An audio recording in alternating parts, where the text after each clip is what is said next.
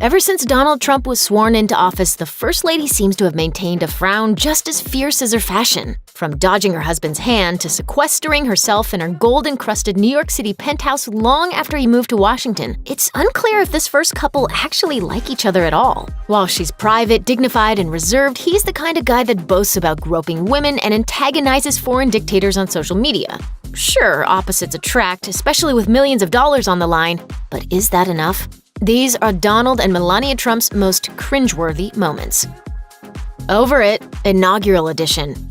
Melania's support of her husband's new career path has been subject to tons of speculation. Were you involved in the decision of your husband to become president? We discuss a lot, yes, and I encourage him. In the scathing White House tell-all, Fire and Fury, author Michael Wolff wrote that when Melania found out her husband won the presidency, she cried. Tears, and not of joy. But Stephanie Grisham, the First Lady's communications director, denied this account. She swore Melania encouraged Trump to run in the first place and says the First Lady was, quote, very happy with the election's outcome. But during the actual inauguration, Mrs. Trump looked anything but. Melania's morose expression was so obvious that the internet rushed to her aid with the hashtag #FreeMelania. The miserable day was later capped off with the world's most awkward dance.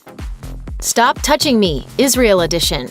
Things didn't get less awkward when the first couple jetted to Israel to meet with Prime Minister Benjamin Netanyahu as one of many stops on their first overseas trip. The incident went down as Netanyahu and his wife escorted the Trumps across the red carpet. Trump reached for Melania's hand and was denied. After the snub, Melania went to Saudi Arabia to give a misguided speech about work-life balance to Saudi women who, as a whole, weren't even legally allowed to drive at the time.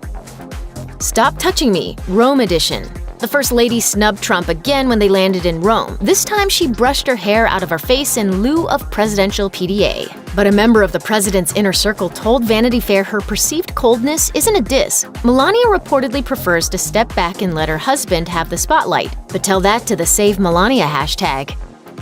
Keep It Professional, Maryland edition. By the time the POTUS arrived with his wife at Joint Base Andrews in Maryland, Melania had already made it pretty clear that she's not into PDA. But it seemed the president finally got the memo because he greeted the First Lady with a handshake and then awkwardly nudged her off stage. Twitter lit up, with one user claiming this incident was by far the most awkward husband-wife encounter they'd ever witnessed. Another says, "Nothing says I love you, my wife, like a firm handshake and false pleasantries." And others questioned if Donald and Melania actually know each other at all. Full-on PDA, White House edition. While we're certainly not behind the closed doors of Trump and Melania's alleged separate bedrooms, it appeared that the FLOTUS finally gave in to her husband's hand-holding advances during the state arrival ceremony in April 2018, at least for a minute. The first couple posed with French President Emmanuel Macron and his wife Brigitte. And when Trump reached for Melania's hand, she actually took it, before quickly wriggling out of it and hanging back from the pack. Ice Queen, West Wing edition. Some say Melania is in a cold, loveless marriage, but what if that's just her personal aesthetic? If you're going by her Christmas decorations, which Vox described as a nightmare pulled straight out of a horror movie, that might be the case. Melania's take on Christmas in the White House is a far cry from the Obamas' cozy, classic holiday vibe. The final results garnered her comparisons to Narnia's White Witch and also the demon from Stranger Things. Others compared the FLOTUS dispassionately watching the Nutcracker-inspired ballerinas to Black Swan and, of course, The Ring. But hey, those decorations weren't tacky. Trouble in Paradise, Porn Star edition. After more than a decade of marriage, the Trumps' 13th wedding anniversary came and went with little fanfare. But was it because there was a stormy brewing? The Trumps reportedly intended to spend their anniversary weekend at a posh resort in the Swiss Alps that was hosting the World Economic Forum, at which the president was scheduled to speak. But those plans were made before the Wall Street Journal dropped a bombshell news report claiming Donald paid porn star Stormy Daniels $130,000 to remain quiet about an affair. They allegedly had a sexual encounter in July 2006, shortly after Melania gave birth to Barron Trump. Just 11 days after the story broke, CNN confirmed that Melania had canceled her trip to Sweden due to scheduling and logistical issues, and the president attended the event alone. But 2 days prior to their anniversary, Melania did take the opportunity to reflect on her time as First Lady.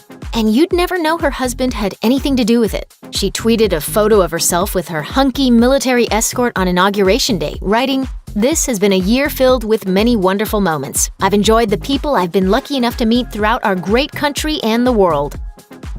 Me Time, State of the Union Edition. Amidst the Stormy Daniels drama, Melania didn't limit her reported shade-throwing to Twitter posts and canceled anniversary plans. The First Lady also opted to travel solo to her husband's State of the Union address on January 30th, 2018. In fact, the couple had not been publicly seen together since New Year's Eve. Though the State of the Union address is given just a few minutes away from the White House, the first couple reportedly took separate cars. According to CNN, Melania rode with some guests she invited who joined her in a special box and arrived just 1 minute before the president's speech was due to begin. Even more curious, Melania opted to wear a white pantsuit to the event. The year prior, Democratic congressional members donned white in protest of Trump's policies. Maybe the First Lady has joined the resistance, but more likely, cream is just one of her wardrobe staples. According to Press Secretary Sarah Sanders, there was nothing shady about Melania's separate ride. She reportedly took her own car out of convenience. Plus, she wanted to greet guests, and the president needed to go straight inside. Trouble in Paradise, Birthday Edition.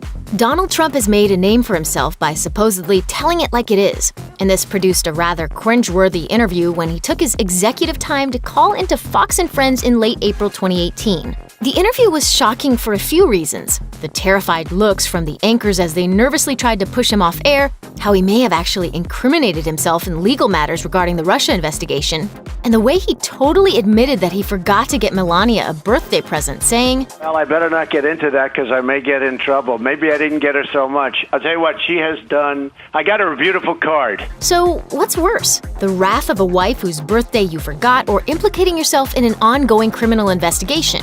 Only one of those things can be lawyered around. Trouble in Paradise, Staff Edition. Donald Trump clung to his reality TV catchphrase long after The Apprentice was canceled. "You're fired. You're fired. You're fired." And Trump's presidency has become notorious for its high turnover rate. As of May 2018, more than 30 staff members have reportedly been fired, forced out, quit, or retired. And it seems like critics are always speculating about who's next. But could it be Melania? According to W Magazine, the president riffed on the fact that Melania looks miserable in an overwhelming amount of public appearances, saying, "I like turnover. I like chaos. It really is good." Now the question everyone keeps asking is, who is going to be the next to leave? Steve Miller or Melania?